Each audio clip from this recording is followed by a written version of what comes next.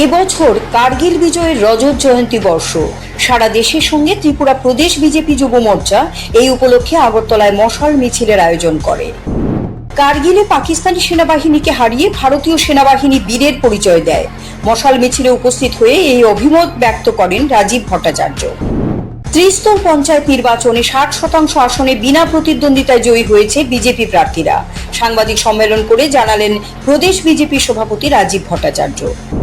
Tripura Olympic অ্যাসোসিয়েশনের পক্ষ থেকে NSRCC-তে প্যারিস অলিম্পিকে অংশগ্রহণকারী ভারতীয় ক্রীড়াবিদদের শুভেচ্ছা জানানো হয়। আড়ালিয়া বাজার শেডটি নেশা কারবারিদের আস্তানায় পরিণত হয়েছে বলে অভিযোগ একাংশ মানুষের। এর বিরুদ্ধে ব্যবস্থা গ্রহণের আহ্বান।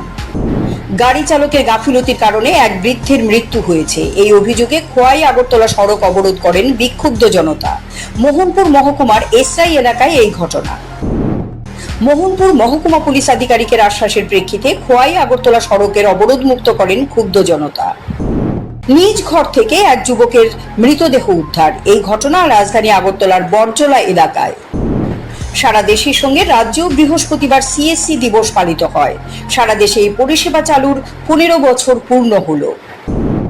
রাজ্যে প্রতিনিয়ত এইডস আক্রান্তের সংখ্যা বৃদ্ধি পাওয়ার প্রেক্ষিতে উদ্বিগ্ন উচ্চ আদালত সরকারের কাছে রিপোর্ট তলব করে।